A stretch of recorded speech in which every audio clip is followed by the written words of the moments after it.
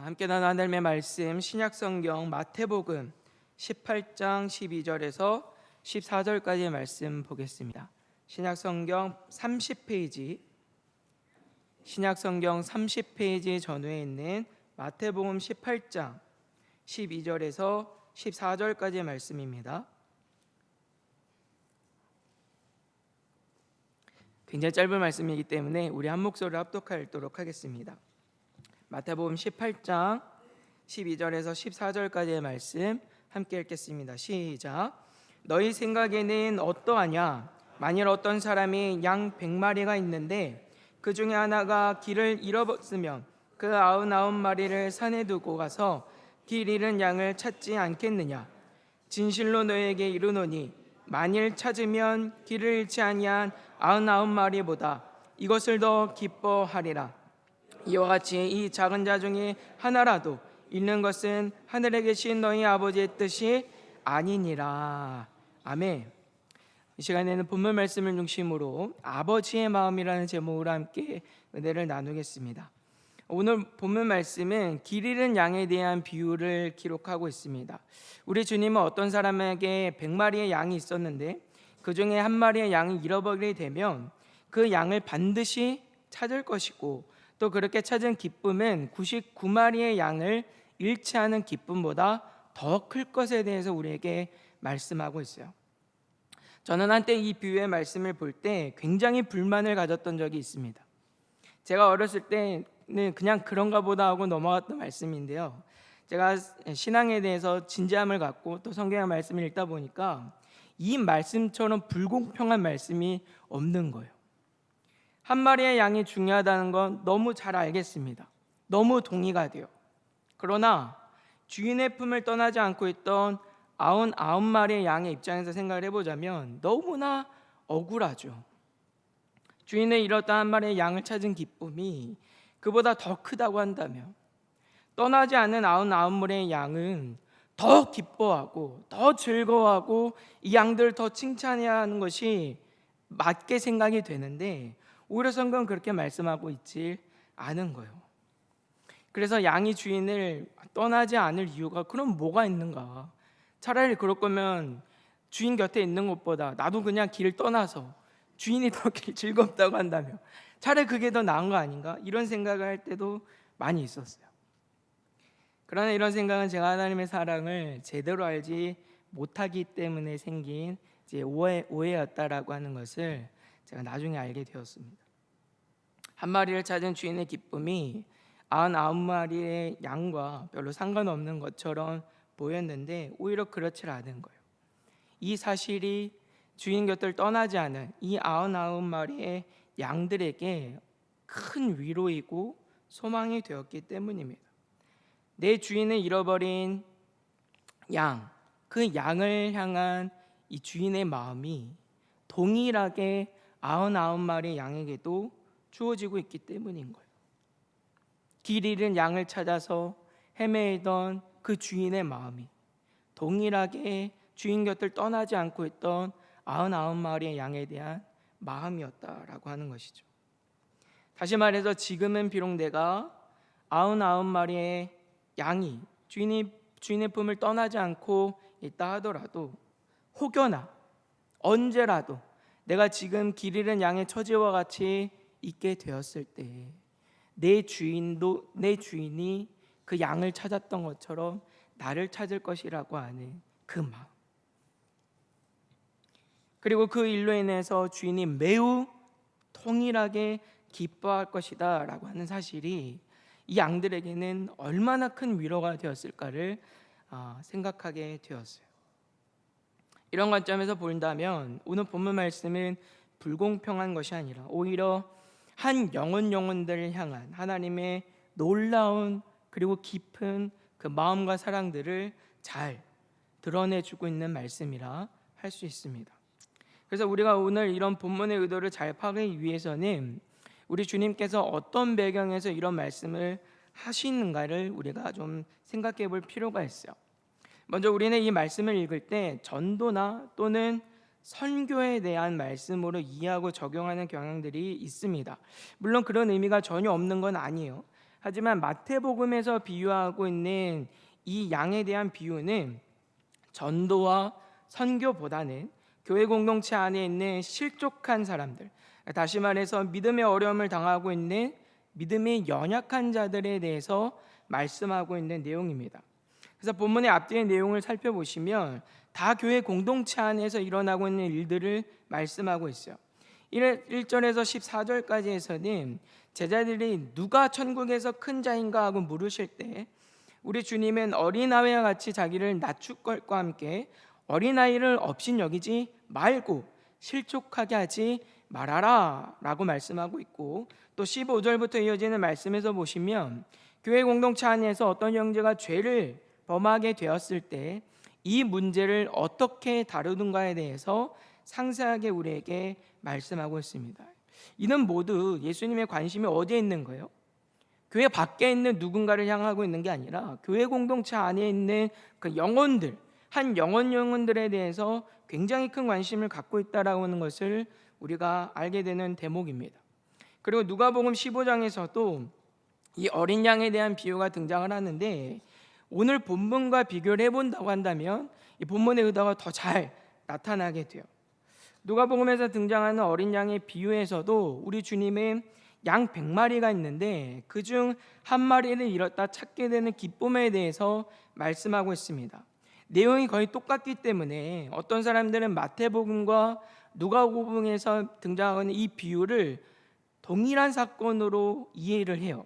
그러니까 예수님께서 한 번 말씀하신 비유를 마태나 누가가 각자의 처한 상황에 따라서 서로 다르게 기술한 것처럼 이제 이해를 합니다. 그런데 실제로는 그렇지 않은 거예요. 물론 예수님이 한 번 말씀하셨을 수도 있지만, 그러나 예수님은 얼마든지 같은 비유의 말씀을 반복해서 말씀하실 수 있습니다. 그렇게 본다면 마태복음과 누가복음에서는 동일한 양의 비유를 말씀하고 있지만 예수님께서 한 번에 한시에 말씀하신 비유가 아니라 서로 다른 정황 가운데서 의도를 가지고 말씀하신 비유로 우리가 보는 게 더 적절해요. 그래서 내용을 보더라도 차이가 있습니다. 이 비유를 듣는 대상자들이 누군가를 보시면 마태복음은 예수님의 제자들이에요. 그러나 누가복음에서는 세리와 죄인들, 그리고 세리와 죄인들과 가까이 하고 있는 그 예수님을 흠잡기 위해서 모인 바리새인과 서기관들이 주로 대상이 됩니다. 또 양에 대한 묘사도 다르죠. 마태복음에서는 길을 잃은 양으로 우리에게 소개를 하고 있지만 누가복음에서는 잃은 양으로 우리에게 소개하고 있어요. 이렇게 본다면 누가복음에서 비유하고 있는 이 비유의 의도는 전도와 선교에 맞춰져 있는 게 맞습니다. 그러나 마태복음은 전도와 선교보다도 교회 공동체 안에 있는 영혼들에 대한 문제에 대해서 말씀하고 있는 것으로 우리가 이해하는 것이 좋아요. 그래서 오늘 본문 말씀 14절에도 이렇게 말씀합니다. 이와 같이 이 작은 자 중에 하나라도 있는 것은 하늘에 계신 너희 아버지의 뜻이 아니니라. 아멘. 여기서 있는다라고 하는 것은 믿음의 사람들이 잠깐 어떤 유혹이나 시험에 넘어져 있는 상태를 말하는 게 아니라 궁극적으로 완전하게 하나님을 믿는 믿음에서 이탈하게 된 상태를 말합니다. 우리 주님께서 이렇게 말씀하시는 의미는 우리가 받은 구원이 언제라도 취소될 수 있다, 그런 얘기를 하시는 게 아니에요. 구원은 전적으로 하나님이 이루시는 일이기 때문에 하나님이 이루시는 구원에는 실수가 없고 실패가 없고 취소가 없어요. 한번 정해진 구원은 구원으로 끝나는 거예요. 우리 하나님은 동일한 하나님이십니다. 그렇기 때문에 상황에 따라서 뭐 이랬다 저랬다 하시는 분이 아니에요. 그래서 구원은 한 번 확정된 것으로 끝이 나요. 그러나 우리 주님께서 이렇게 말씀하시는 이유는 어디에 있냐라고 한다면, 그만큼 하나님은 구원받은 백성들, 한 영혼들 누구라도 다 이 믿음의 자리에서 이탈하는 것을 기뻐하지 않다라고 하는 것을 강조하기 위해서입니다. 우리가 교회 공동체 안에 모여서 특정한 누군가만 믿음 좋은 사람으로 살아가는 거 하나님이 원하시는 게 아니라는 거예요. 목사만, 장로만, 권사만, 교회 어떤 직분자만, 누군가만 믿음 좋은 상태로 살아가는 게 아니라 하나님은 누구라도, 교회 공동체 안에 있는 어린아이라도 믿음 있는 자로 살아가기를 원하신다라고 하는 거예요. 그러니까 교회 공동체 안에 있는 믿음이 연약한 이들을 우리는 마땅히 섬기고 마땅히 도와서 누구라도 하나님의 백성으로 부름받은 우리 모두가 마지막 때까지 이 믿음의 길을 가기를 원하시는 게 하나님의 마음이다라고 하는 것을 우리 주님의 이런 비유를 통하여 말씀하고 계십니다. 그럼 우리 주님은 왜 이와 같은 비유를 말씀하고 있는가를 깊이 생각을 해봐야 되겠죠. 당시 유대 사회가 그렇게 하지 못하고 있었기 때문인 거예요. 오늘 본문에서 등장하는 길 잃은 양이 왜 길을 잃어버리게 되었을까를 우리가 한번 생각해 보길 원합니다. 그러니까 다시 말해서 마태복음이 주로 유대인들을 대상으로 복음을 증거하기 위해 기록됐다는 점을 우리가 생각을 해본다고 한다면 왜 유대 사회 안에서 실족하는 문제들이 있게 되었을까를 생각해 보자는 말이에요. 당시 바리새인과 서기관들은 율법의 행위를 다 지켰다고 하면서 스스로를 굉장히 의롭게 여기는 사람들이었습니다. 근데 문제는 어디에 있습니까? 그 의로움을 가지고 다른 사람들을 정죄하고 심판하기를 즐거워했다라고 하는 거예요. 나의 의로움을 드러내기 위한 목적에서 오히려 다른 사람들의 허물을 들춰내고 그것을 정죄하고 비난하고 비판하기를 즐거워합니다. 또 장로들의 유전이라고 하여서 율법은 아니에요. 그러나 율법을 잘 지키기 위해서 이 유대인들이 만들어 놓은 규칙이 있는데 그것을 마치 하나님의 말씀과 동등한 권위를 가진 것처럼 여기고 장로들의 유전을 지키지 않았다라고 하는 이유로 다 정죄하는 거예요. 마치 하나님의 은혜에서 구원에서 탈락된 자들처럼 여기는 것이죠. 그러다 보니까 하나님의 말씀을 따라서 살아가는 일들이 당시 이스라엘 백성들에게는 감당할 수 없는 짐이 되고 말았어요. 부담이 되고 말았던 거예요. 우리에게 있어서 가장 즐겁고 가장 기쁜 그 일이, 하나님의 말씀에 순종하는 그 일이 우리가 감당할 수 없는 짐이 되게 만들었다라고 하는 거예요. 늘 불안해하는 것이죠. 그리고 무엇보다 가장 큰 일은 무엇입니까? 정말 이 하나님의 은혜, 이 하나님의 복음, 이 하나님의 도우심이 필요로 하는 사회적 약자들을 정죄하고 비난하고 차별하여서 그들의 고통을 더욱 가중시키는 데 있었어요. 바리새인과 서기관들은 하나님의 복을 이 땅에서 잘 먹고 잘 사는 이 땅의 기름진 복으로만 생각을 했습니다. 그래서 이 땅에서 많은 부를 누리고 잘 되는 것은 하나님께 복을 받는 일이라 생각을 했고요. 인생에서 만날 수 있는 어떤 질병, 가진 고통은 모두 다 하나님 앞에서 우리가 범죄했기 때문에 당하는 형벌로 이해를 했습니다. 그래서 욥기에서도 우리가 자주 보지만 욥이 인생의 풍파를 만나서 어려움에 있을 때 욥을 찾아온 3명의 사람들이 다 뭐라 얘기합니까? 야, 하나님이 도와주실 거야. 우리 같이 한번 기도해 보자. 야, 지금은 우리가 어려운 상황에 있지만 하나님의 뜻이 분명히 있을 거야. 이렇게 위로를 해야 되는 게 맞잖아요. 근데 새 친구라고 해서 이 친구들이 와서 하는 얘기가 뭐예요? 내 그럴 줄 알았다. 너 분명히 하나님 앞에 잘못한 게 있을 거야. 한번 곰곰이 생각을 해봐. 그렇지 않고서야 네 인생이 이렇게 박살날 이유가 있겠어? 하나님이 괜히 네 인생을 이렇게 힘들게 하실 이유가 있겠어? 그러니까 빨리 생각을 하고 빨리 회개를 해야 돼 라고 회개를 촉구할 뿐이잖아요. 그렇기 때문에 바리새인과 서기관들에게 있어서 병든 자들, 귀신 들린 자들, 고아 과부와 같은 이들은 의로운 자신들과는 결코 함께할 수 없는 악한 죄인들로 여겼고요. 그들은 구원의 은혜 밖에 있는 이방인들처럼 여겼던 거예요. 하지만 성경은 이들에게 누구보다 하나님의 은혜와 위로와 도움이 필요한 자들이었음을 말씀합니다. 누구도 가까이 하지 않고 누구에게라도 외면당하는 자들이기 때문에 이들에게는 반드시 하나님의 위로와 하나님의 은혜가 더 필요한 사람들이었어요.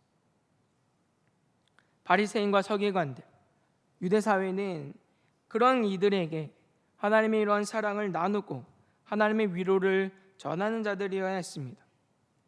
그러나 그들의 한 행실은 무엇입니까? 오히려 차별하는 것, 하나님의 구원의 은혜를 그들에게 주질 않는 것. 의로운 그들과 죄 있는 그들은 다르고 그들에게는 결코 하나님의 구원은 있을 수 없다고 여기면서 하나님의 은혜로부터, 하나님의 말씀으로부터 그들을 분리시킵니다. 그렇게 이들은 유대 공동체 안에서 함께 하나님의 은혜와 구원의 기쁨을 누려야 할 그 지체들을 실족시키는 거예요. 가장 종교적이고 가장 신앙적인 일이 하나님 앞에서 가장 불의하고 가장 악한 일이 되고 말았습니다.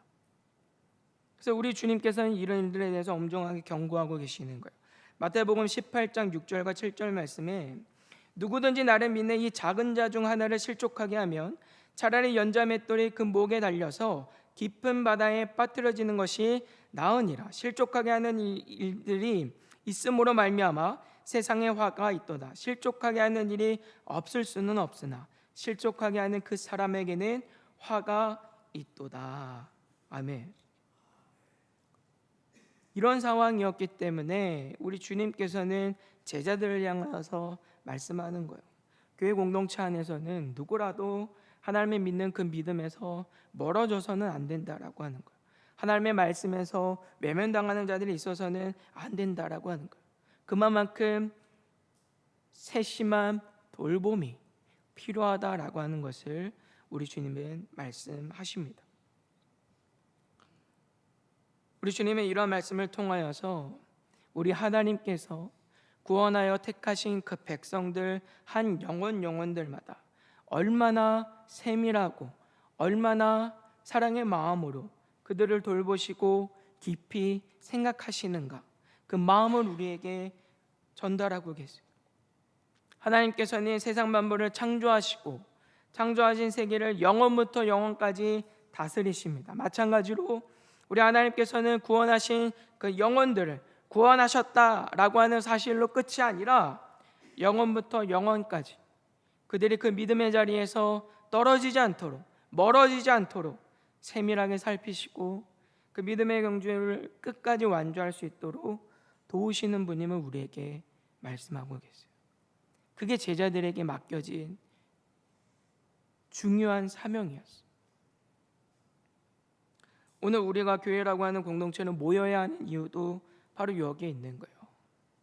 하나님께서 우리의 믿음을 더하시기 위해서, 우리를 끝까지 믿음으로 지키고 그 믿음을 따라 살아가도록 하기 위해서 마련해 주신 자리가 교회라고 하는 울타리이기 때문입니다.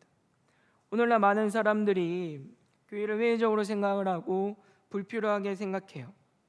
특히 코로나를 지나면서 각 가정 안에서 온라인으로 예배하는 일들이 굉장히 익숙하고 인터넷만 들어가면 다양한 매체들을 통하여서 내가 원하는, 내가 듣고 싶은 설교 또는 어떤 설교자의 그 설교들을 쉽게 접하고 들을 수 있다 보니까 그냥 나 혼자서 예배하고 신앙생활하면 잘 되겠거니 문제가 없다라고 생각을 하는 거예요.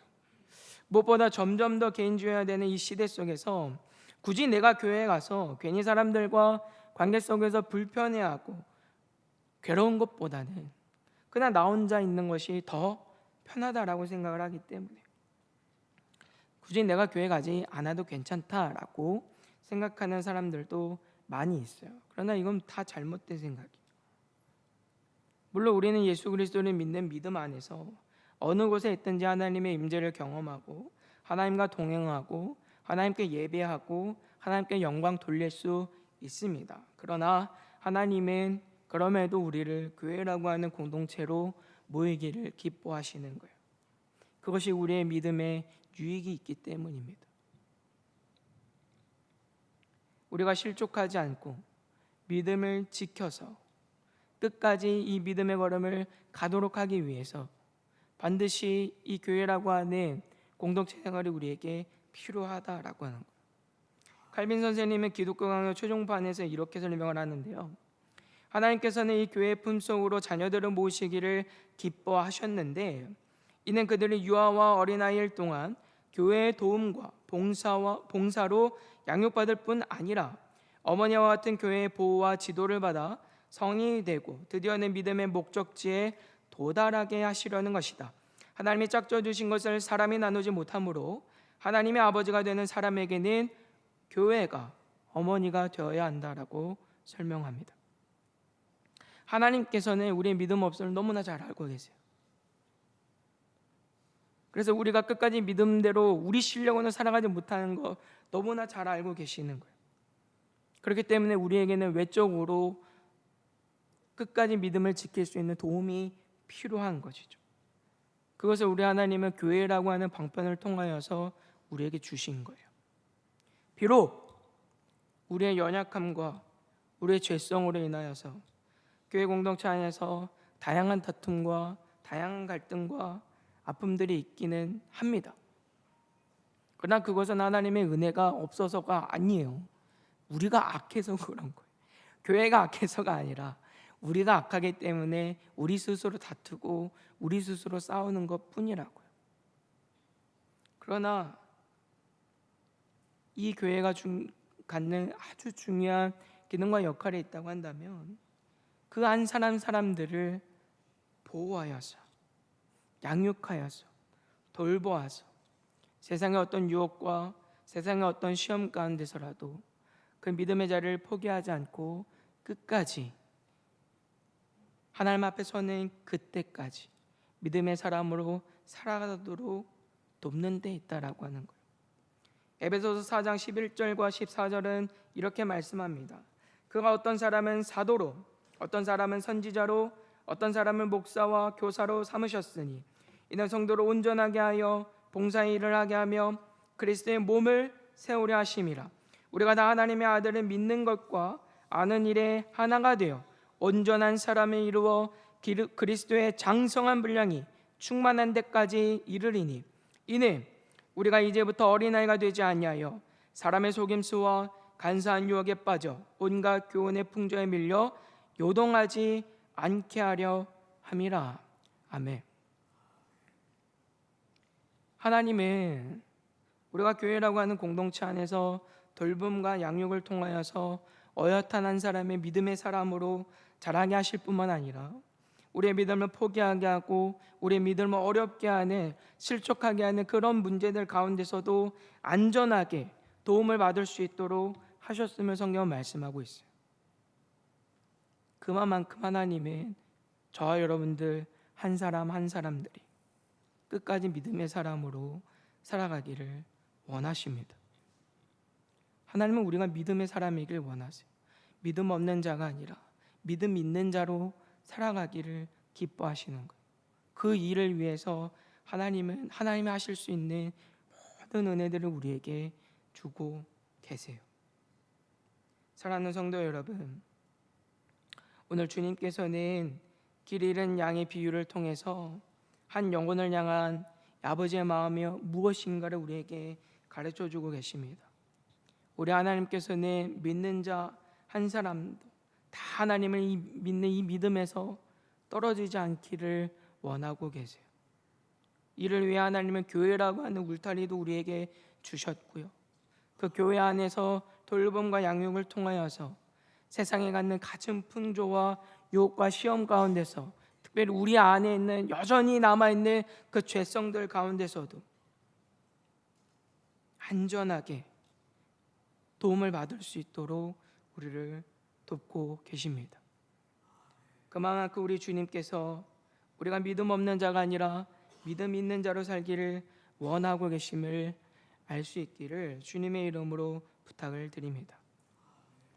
우리가 이 땅에서 그리스도인으로 살아갈 때 우리에게 참 억울하거나 불공평해 보이는 일들이 많이 있을 수 있어요.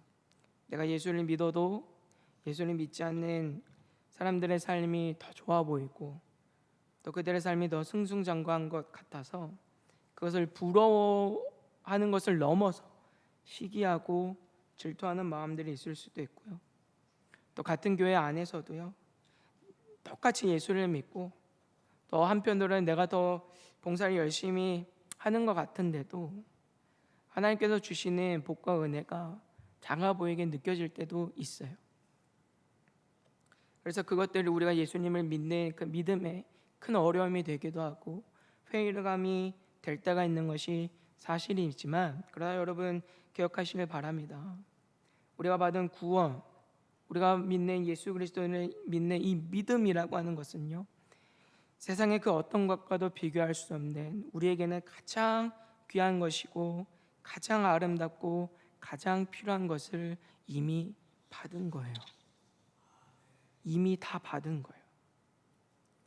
그렇기 때문에 교회 안에서든 교회 밖에서든 내가 무엇을 가지고 무엇을 갖지 못했고 내가 하나님 앞에 무엇을 얼마나 했고 하지 못했고, 그것이 우리를 시험하지 못합니다.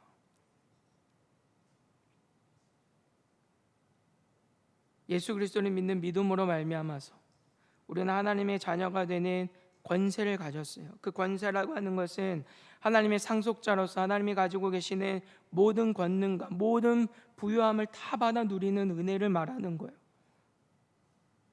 그렇기 때문에 우리는 예수님을 믿는 그 믿음으로 다 받은 자입니다. 다 가진 자인 거예요. 그렇기 때문에 우리는 주님만으로 기뻐할 수 있고 주님만으로 만족하는 것이고 세상의 것에 매이지 않을 수가 있는 것이죠. 그리고 하나님께서는 우리가 이 예수 그리스도를 믿는 믿음 안에서 참되고 복된 기쁨과 만족을 누리며 살아가기를 원하신다라고 하는 것을 오늘 우리에게 말씀하고 계십니다. 하나님의 관심은 거기에 있어요. 하나님의 일하심의 목적은 거기에 있습니다. 우리가 예수를 잘 믿어서 열심히 해서 누구보다 앞장서고 그게 아니라요, 우리가 받을 수 없는, 세상은 알지 못하는, 세상과는 비교할 수 없는 가장 큰 복과 그 은혜와 만족 안에서 그것이 무엇인지를 알고 그 믿음 안에서 우리가 떨어지지 않도록 하는 것이 하나님이 우리를 향한 마음을 깨달을 수 있기를 주님의 이름으로 부탁을 드립니다. 그래서 이 사실을 기억하셔서 내가 복음과 진리와 믿음 안에서 멀어지지 않도록, 기르는 양의 형편으로 살아가지 않도록 위해서 날마다 기도하시고요, 또 항상 주님 안에 살아갈 수 있는 복된 은혜가 저와 여러분들에게 있게 되기를 주님의 이름으로 소망합니다. 그리고 혹시 우리 가운데 기르는 양과 같은 자가 있다고 한다면 오늘 주님이 약속하고 주님이 주시는 참된 기쁨과 그 만족이 회복될 수 있기를 주님의 이름으로 소망합니다. 예배의 기쁨과 감격이 넘치시기를 소망합니다. 기도하는 가운데 하나님이 주시는 위로가 있기를 원합니다. 내가 예수 그리스도를 믿는 믿음으로 그리스도로 살아가는 그 자부심이 우리 삶의 현장에서 가득할 수 있기를 주님의 이름으로 소망합니다. 그래서 우리 모두가 끝까지 믿음의 사람으로 잘 살아가서 하나님 앞에 섰을 때 다 착하고 충성된 종이라 칭찬받을 수 있는 복된 은혜가 저 여러분들에게 있게 되기를 주님의 이름으로 소망합니다.